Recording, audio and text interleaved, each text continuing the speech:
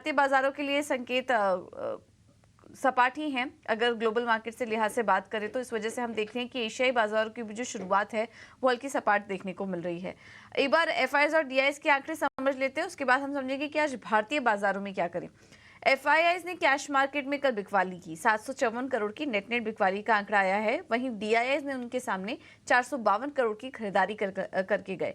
Index future में 719 करोड़ की खरीदारी का आंकड़ा है। इंडेक्स ऑप्शन में 25,424 करोड़ की बिकवाली हुई है एफआईआईज की तरफ से। तो एफआईआईज कल थोड़ा बेच के गए हैं। हम अगर नेट आंकड़ा देखें तो बिकवाली का ही देखने को मिल रहा है, लेकिन उसके सामने डीआईआईज ने खरीदारी की है। कल भारतीय बाजारों में हमने देखा कि एक के बाद एक रिकॉर्ड लेवल्स भी देखने को मिल रहे थे। हालांकि क्लोजिंग थोड़ी नरमी के साथ हुई, लेकिन कल रिकॉर्ड लेवल्स देखने को मिले। अब ये कितनी टिकाऊ थी कल की तेजी, और आज के लिए किन लेवल्स पर नजर रखें, ये एक बार हम समझ लेते हैं। हमारे साथ फोन लाइन पर डिम्पी कालरा जुड़ चुके हैं। डिम्पी, गुड मॉर्निंग, बताइए। गुड मॉर्निंग पूजा। कल देखिए हमने लाइफ टाइम हाई वापस से टेस्ट कर दिया और 11 सत्रों के बाद हमने फिर से एक बार नया हाई बनाया। हालांकि इन तीन हाई जो रिसेंटली बने हैं, इन तीनों हाई में आपने एक चीज नोटिस की होगी कि वो 22,100, 150, मैक्सिमम 186 तक की रेंज में जैसे कल लगा। उसके बाद ये 22,200 नहीं कर पा रहे हैं पार। तो यही बात मैं आपको कई बार नोटिस करा रहा हूँ कि मार्केट शॉर्ट कवरिंग की बदौलत कुछ हद तक अपने फ्यूल का इस्तेमाल करके जहां तक तो पहुंच गया, लेकिन इसके आगे यानी कि आपको और तेजी चाहिए। उसके लिए एक नए फ्यूल, नए ट्रिगर की जरूरत है, जो इस समय मार्केट के अंदर एब्सेंट है। अर्निंग्स जा चुकी है, पॉलिसी से कुछ खास बड़ा अभी आ नहीं रहा, किसी तरह का कोई ट्रिगर इस तरह का है नहीं। तो इसलिए मार्केट थोड़ा अपने आप को स्ट्रगल कर रहा है इसी रेंज के अंदर आके, और नए हाइस पे टेस्ट तो कर रहा है, रोक भी रहा है, लेकिन उसके बाद की जो बढ़त है वो थोड़ी एब्सेंट है। बट एनी हाउ, फिर भी कल निफ्टी के अंदर हमने देखा कुछ फ्रेश लॉन्ग पोजिशन बनी है। बिल्डअप काफी कम था, करीब 1% ही एडिशन हुआ है। हमने कल 1% ओपन इंटरेस्ट एडिशन के साथ नया high, lifetime high test कर दिया। लेकिन यही बात है कि 22,200 का एक रेजिस्टेंस है। अगर वो पार होगा तो ही शॉर्ट कवरिंग और आएगी, अदरवाइज तो शॉर्ट कवरिंग या फिर नया ट्रिगर या नए लेवल्स के बारे में अभी सोचना थोड़ा मुश्किल हो जाएगा। हो सकता है मार्केट इसी रेंज में भी ट्रेड करे, थोड़ा कंसोलिडेट करे।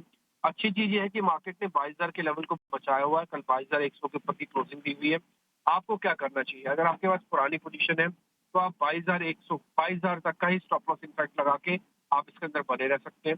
दूसरा, अगर आपके पास नई पोजीशंस बनानी है तो अपना रिस्क टू थोड़ा चेक कीजिएगा। कोशिश कीजिएगा जितना 22,000 के आसपास आपकी पोजीशंस बन पाए उतनी अच्छी है, और उसके बाद आपका टारगेट स्टॉप लॉस आपका वो 22,200 तक का होगा। 22,000 का एक आपको स्टॉप लॉस लगाना होगा। तो ये वेरी इमीडिएट है, और जिनको सीरीज का रखना है वो 21,900 का अभी रख सकते हैं, अगर सीरीज का उनको स्टॉप लॉस रखना है तो। आते हैं बैंक निफ्टी पे। बैंक निफ्टी 46,000 के ऊपर क्लोज हुआ है, और बैंक निफ्टी की इंपॉर्टेंस है। और बैंक निफ्टी 46,500 के ऊपर कल की क्लोजिंग देने के बाद हो सकता है थोड़ा बहुत और मार्केट का मोमेंटम आपको चलाता हुआ दिखे। इसे बैंक निफ्टी का पहला टारगेट 46,800, दूसरा 47,000 तक का है। इस सीरीज में 47,000 आने के चांसेस ज्यादा है। अब वो इसलिए मैं बता रहा हूँ क्योंकि शॉर्ट कवरिंग के बदौलत यहाँ पे आए हैं HDFC बैंक और 2-4 बैंक अगर और चल गए तो फिर 47,000 आ जाएंगे, क्योंकि वेटेज का रोल अपने आप में आ जाएगा। तो जिनके पास पुरानी पोजीशन है उनको 46,000, 46,300 दो स्टॉप लॉसेज है, ये आपको लगाने पड़ेंगे।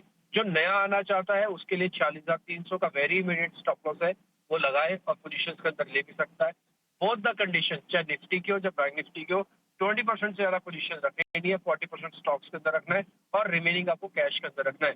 मार्केट जब भी लाइफ टाइम हाई लगाए या लाइफ टाइम लो के आसपास पहुंचे, उस केस के अंदर आपको हमेशा चर्निंग करनी चाहिए। अपने स्टॉक्स पोर्टफोलियो को चेक करें, और जहाँ पे स्ट्रॉन्ग पोजीशन है और आपको लग रहा है कि वहाँ पे कैरी किया जा सकता है, वहाँ पे कैरी करें और वहां से बाहर निकले।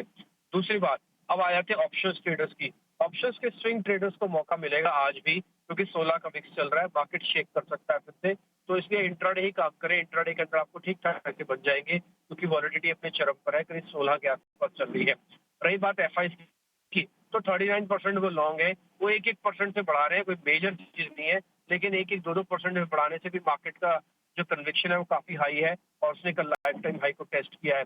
इसलिए 39% जो लॉन्ग पोजीशन है वो भी एफआई मार्केट के हक में है। इसलिए आपको एक ट्रेलिंग स्टॉप लॉस लगाना चाहिए। नए हाईज की, नए लेवल्स की वेट करनी चाहिए। पहले 22,200 टूटे, फिर नए हाईज आएंगे, और वहाँ पे 46,800 टूटते 47,000 पे आप जल्दी देख लो। राइट, बहुत बहुत शुक्रिया डिम्पी आपका ये पूरा एनालिसिस देने के लिए। तो नए हाइस की तरफ बाजार, ऑप्शन ट्रेडर्स इंट्राडे कारोबार करें।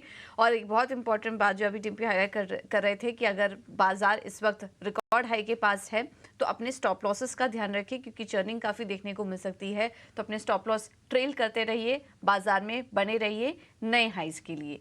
और एफआईएस के जो पोजीशन है, जिस तरीके से अभी डिम्पी बता रहे थे, वो भी काफ़ी पॉजिटिव नज़र आ रही है फिलहाल बाजार की तेज़ी के लिए। तो आज अगर भारतीय बाजारों के लिए बात करें तो मूड और माहौल अच्छा नजर आ रहा है। एक बार समझ लेते हैं कि ऐसे में रणनीति क्या अपनाएं मार्केट्स में। और हमारे साथ लक्ष्मी श्री इन्वेस्टमेंट के अंशुल जैन मौजूद हैं फोन लाइन पर। अंशुल जी, थैंक यू सो मच समय देने के लिए अपना ईटी नाउ स्वदेश को। निफ्टी और बैंक निफ्टी में क्या करें ये बताइए, अपना क्विक व्यू शेयर कीजिए, और इसके अलावा किन शेयरों में ट्रेड करें ये भी बताइए। नमस्कार पूजा जी, नमस्कार आपके सभी दर्शकों को। देखिए पूजा जी, कल लाइफ टाइम हाई हिट करने के बाद निफ्टी में थोड़ा सा रिट्रेसमेंट आया, प्रॉफिट बुकिंग आई है, और इसका सबसे बड़ा कारण आपने अभी जो टेम्पलेट रन किया था ऑप्शंस का, उसमें देखिए 25,000 करोड़ की सेलिंग हुई है एफआईआई की। तो 22,150, 22,200, 22,250 तीनों लेवल पे हेवी कॉल राइटिंग है, और अगले 1 से 1.5 दिन ये लेवल निकलना थोड़ा सा मुश्किल लग रहा है। तो आज कुछ हद तक फ्लैट कारोबार रह सकता है। यूएस मार्केट भी बंद था, वहां भी बहुत फ्लैट, कोई क्यूज नहीं मिल रहे हैं। हालांकि चाइना से थोड़ी सी तेजी दिख रही है, बट डोमेस्टिक डेटा देखते हुए लग रहा है कि हम 22,100, 22,150 की रेंज में साइडवेज रहेंगे। नीचे में इमीडिएट सपोर्ट 22,050 का है, ऊपर इमीडिएट रेजिस्टेंस 22,150 का है। इसी रेंज में पूरे दिन हम फ्लैट रह सकते हैं। फ्रेश ब्रेकआउट या बड़े अपमूव के लिए 22,200 निकलना जरूरी है, उसके बाद शॉर्ट कवरिंग ट्रिगर होगी, तो 22,400, 450 के लेवल मिलेंगे। वहीं बैंक निफ्टी पे थोड़ा सा डेटा पॉजिटिव है, 46,700 पे एक बड़ा रेजिस्टेंस है इंट्राडे के लिए। अगर ये निकलता है तो फिर हम 47,000 जो डिम्पी जी बोल रहे थे वो बहुत आराम से टेस्ट कर लेंगे।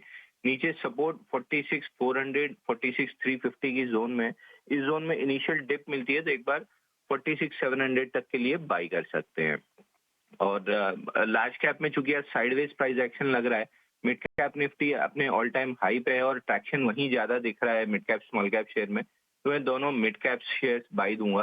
पहला है सतलज टेक्सटाइल्स। 10 हफ्ते इनसाइड बार रहने के बाद लास्ट वीक इसने नीचे एक शेकआउट देने के बाद कल के सेशन में ब्रेकआउट दिया है। तो शेकआउट के बाद ब्रेकआउट काफी स्ट्रांग होता है।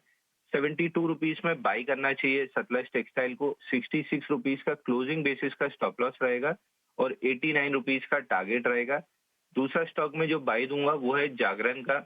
113 रुपए में बाई करना चाहिए, 105 रुपए का स्टॉप लॉस रहेगा और 135 रुपए का टारगेट रहेगा। दोनों स्टॉक में एक हफ्ते का समय लग सकता है टारगेट अचीव होने में, क्योंकि 20-22% की अपसाइड की मैं बात कर रहा हूँ। तो 1 से 1.5 हफ्ते में टारगेट्स अचीव हो जाएंगे। चलिए, 1 से 1.5 हफ्ते में ये टारगेट्स अचीव हो सकते हैं, लेकिन स्टॉप लॉसेस का ध्यान रखिए अपने। जागरण प्रकाशन कल भी 4% चला था, लेकिन और तेजी के लिए आप यहां पर नजर रख सकते हैं 135 के टारगेट के लिए। और सतलज टेक्सटाइल्स में भी खरीदारी के मौके दिखाई दे रहे हैं 89 के टारगेट के लिए, लेकिन अपने स्टॉप लॉसेस का ध्यान रखिए। और थोड़ा समय आ सकता है, जैसा कि अभी अंशुल बताए थे कि 1 से 1.5 हफ्ते का समय लग सकता है ये टारगेट्स आने में। ओके अंशुल, बहुत बहुत धन्यवाद आपका समय देने के लिए और ये रणनीति सुझाने के लिए। चलिए अब आगे बढ़ेंगे।